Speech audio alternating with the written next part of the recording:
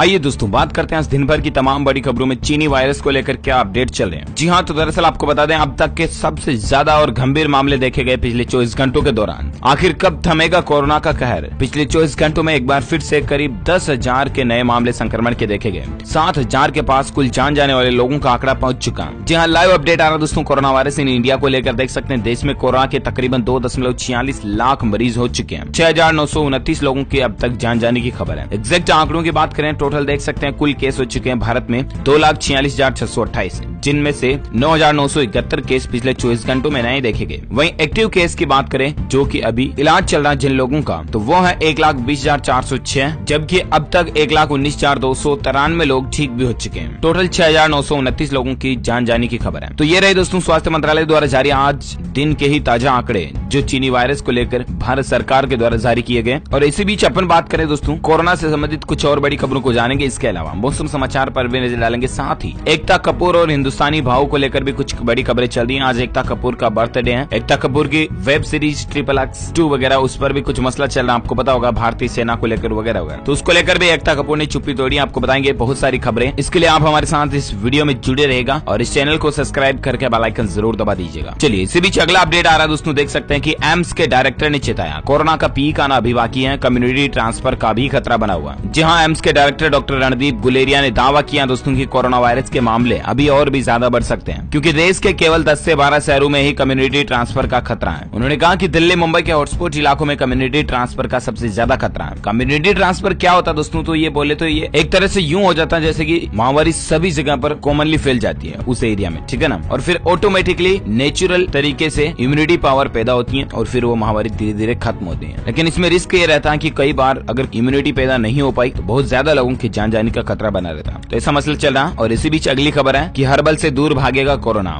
ICAR का दावा है कि मिल गए वो पौधे जिनके रस से छूटेगी कोविड-19 की कमर। जी हाँ, बहुत ही अच्छी शानदार खबर है। कुछ खबर है दरअसल ICAR यानी कि Indian council of agricultural research के वैज्ञानिकों का ये दावा है दोस्तों। भारतीय वैज्ञानिकों ने कुछ हर्बल पौधों में ऐसे कंपाउंड पाए हैं जिनसे कि चीनी वायरस का इलाज किया जा सकता है। और ये दावा हिसार के national research centre on equines NRCE के वैज्ञानिकों ने किया। NRCE Indian council of agricultural research के तहत आने वाला ही एक संस्थान है। ICAR ने शुक्रवार को इस रिसर्च फाइंडिंग्स पर फॉर्मल नोट भी जारी किया। इससे वैज्ञानिकों के लिए कोविड-19 मरीजों के इलाज का कोई न कोई रास्ता जरूर निकल सकता है। NRCE के deputy director general BN Tripathi ने TOI को बताया कि ये ऐसी लीड है जिससे कि NRCE के साइंटिस्ट को कई वायरस के खिलाफ अच्छे नतीजे भी मिले। हालांकि उन्होंने उन पौधों के बारे में इस वक्त बताने से मना कर दिया। त्रिपाठी ने कहा कि इस वक्त मैं यही बता सकता हूं कि वे हर्बल प्लांट्स फिलहाल देश में कई आयुर्वेदिक दवाओं को बनाने में इस्तेमाल किए जा रहे हैं और उम्मीद है दोस्तों बहुत जल्द हमें इनका पॉजिटिव रिजल्ट भी देखने को मिल सकता है। बस भगवान करे, ईश्वर अल्लाह खुदा गॉड करे कि जल्द से जल्द इसकी दवा सामने आ जाए, चाहे एन केन प्रकरण किसी भी तरीके से डायरेक्टली इनडायरेक्टली इसकी दवा बन जाए जो कि इसकी काट हो सके तो बस काफी है। और इसी बीच अपडेट है दोस्तों की कोरोना संक्रमण के मामले में दुनिया में 5वें नंबर पर भारत पहुंच चुका। इटली और स्पेन को भी पीछे छोड़ दिया। जी हाँ, भारत के अंदर गंभीर मामले बढ़ते जा रहे हैं। जैसे कि मैंने आपको बताया दोस्तों कि भारत में एक दिन में ही रिकॉर्ड तोड़ संक्रमित मरीजों का मिलना अभी भी जारी है। कुल मरीज स्पेन और इटली से भी ज्यादा हो चुके हैं। भारत में कोरोना वायरस के पिछले 24 घंटों के दौरान करीब 10,000 के समथिंग नए मामले सामने आए। 287 लोगों की 24 घंटों में जान गई। और उसके बाद भारत में अभी कुल कितने आंकड़े पहुंच गए, मैंने जैसे कि आपको बताया 2,46,628 हो चुके हैं, जबकि अब तक टोटल 6,929 लोगों की जान भी जा चुकी है। तो दोस्तों ये आंकड़े और मामले वाकई में बहुत ज्यादा गंभीर और सीरियस चल रहे हैं और शायद यही एक वजह है कि भारत जो है 5वें नंबर पर पहुंच चुका है, जबकि इतने दिन 10वें नंबर पर था, फिर 7वें 6ठे पर आया और अभी तो 5वें नंबर पर है। जरा सोचिए आप। इसलिए प्लीज आप लॉकडाउन के नियमों का सही से पालन करें, बिना काम घर से बाहर न जाएं, मास्क, सोशल डिस्टेंसिंग, सैनिटाइजर वगैरह का इस्तेमाल जरूर करते रहें, है ना। और इसी बीच अगला अपडेट है उत्तराखंड में कोरोना के 88 नए मामले देखे गए। पीड़ितों की संख्या 1303 हो चुकी है। उत्तर प्रदेश में 11 नई मौतों के साथ अब तक 268 लोगों की जान जाने की खबर है। ये उत्तराखंड और यूपी का आंकड़ा। और इसी बीच अपडेट है कि कोरोना वायरस से भारत में 3,000 से ज्यादा मरीजों की महज 2 हफ्तों में जान गई। जरा सोचिए आप, बहुत ज्यादा गंभीर और क्रिटिकल सिचुएशन है। भारत में कोरोना वायरस से मौत का आंकड़ा लगातार बढ़ रहा है। इस खतरनाक वायरस से पिछले 7 दिन में यानी कि एक हफ्ता में तकरीबन 2 हफ्ता में 3,000 से ज्यादा मरीजों की जान चली गई। 80% मौतें महज 26 जिलों से हुई है।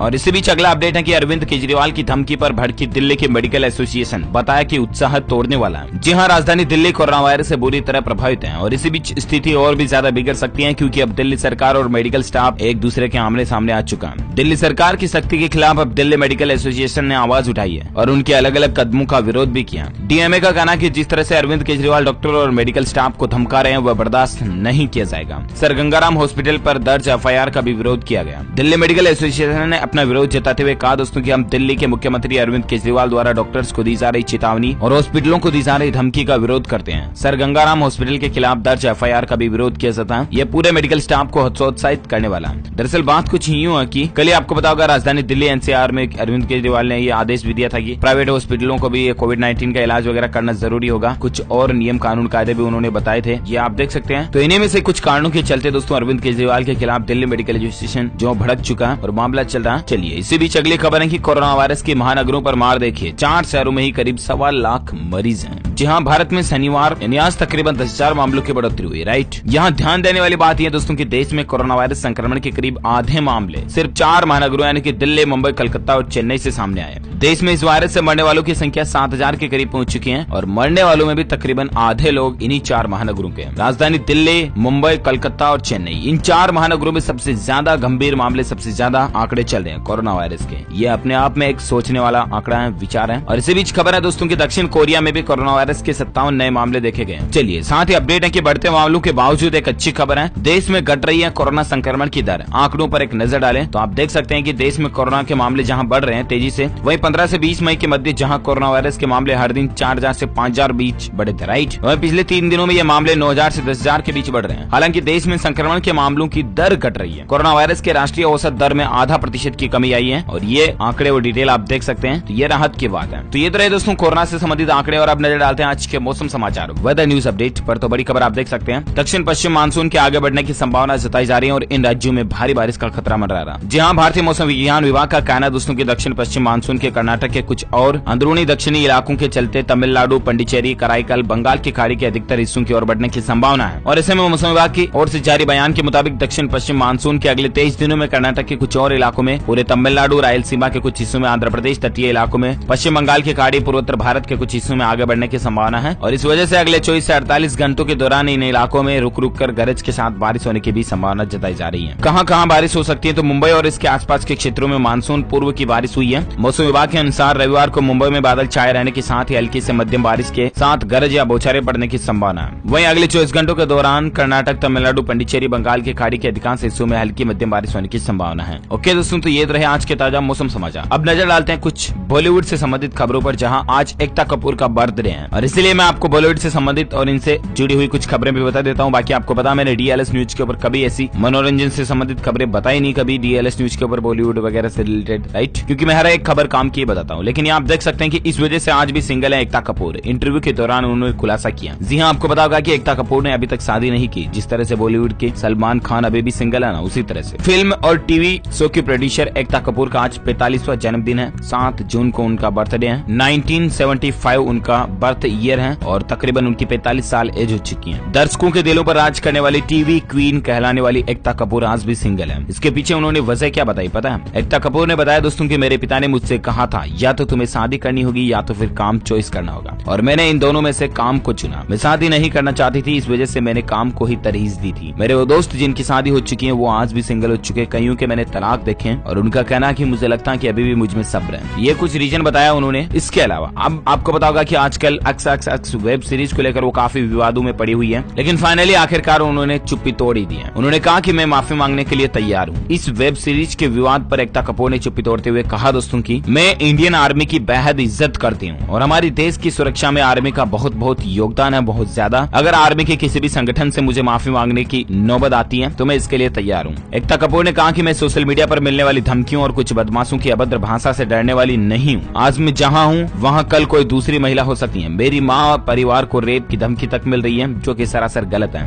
मैंने वेब सीरीज के इस एपिसोड को अनुमति नहीं दी थी। जब ये विवाद शुरू हुआ तभी उस विवादित सीन को शो से भी हटा दिया गया। ये आप देख सकते हैं इंस्टा स्टोरी के ऊपर भी उन्होंने कुछ लिखा है। ये अच्छी बात है दोस्तों की उन्होंने माफी मांग लिया आखिरकार फाइनली, है ना। लेकिन हिंदुस्तानी भाव ने एकता कपूर के ऊपर आपको पता होगा कि केस फाइल किया था, तो फिर उन पर भी एकता कपूर भड़कते हुए एक बयान देती है कि ये करना गलत है तो ये करना सही है क्या वगैरह वगैरह मसला भी चल रहा है। इस एकता कपूर के मामले में हिंदुस्तानी भाव को तो आप जानते होंगे, उन्होंने एकता के खिलाफ सेना का अपमान करने के लिए एफआईआर भी दर्ज कराई है और अब फाइनली इस मामले में एकता का भी जवाब आ गया। एकता ने हिंदुस्तान हिंदुस्तानी भाव को करारा जवाब देते हुए कहा कि उन्होंने भारतीय सेना से माफी मांगने में कोई हिचक नहीं है। इसके साथ ही उन्होंने ये भी कहा कि पहले से ही वेब सीरीज से विवादित सीन को हिस्से को हटा दिया गया। फिर भी भारतीय सेना के अधिकारियों की पत्नियों से भी माफी मांगने में मुझे कोई दिक्कत नहीं है, ये कहना है एकता कपूर का। और एकता ने कहा कि सोशल मीडिया पर ट्रोल किए जाने से उनको दिक्कत है, जबकि वह पहले से ही इस मामले पर सफाई दे चुकी है। तो ये कुछ मसला चल रहा है। उन्होंने कहा कि ये करना सही है तो ये करना गलत है क्या, वगैरह वगैरह, है ना। तो इसी के साथ ही दोस्तों आज की इस बड़ी खबरों के वीडियो को यहीं समाप्त करते हैं। आप मुझे नीचे कमेंट करके बताना जरूर की आपकी क्या राय है इस वेब सीरीज को लेकर, मुझे नीचे कमेंट में बताइएगा। और साथ ही दिल से इस वीडियो को लाइक करना, ज्यादा से ज्यादा अपने दोस्तों के साथ फेसबुक और व्हाट्सएप पर शेयर भी करना। और अगर आप DLS न्यूज चैनल पर पहली बार आए हैं ना, तो चैनल को सब्सक्राइब करके बेल आइकन जरूर दबा देना, ताकि आपको रोजाना के ताजा अपडेट्स तुरंत आपके मोबाइल पर मिलते रहेंगे। Thank you, take care, good bye, जय हिंद, जय भारत, वंदे मातरम।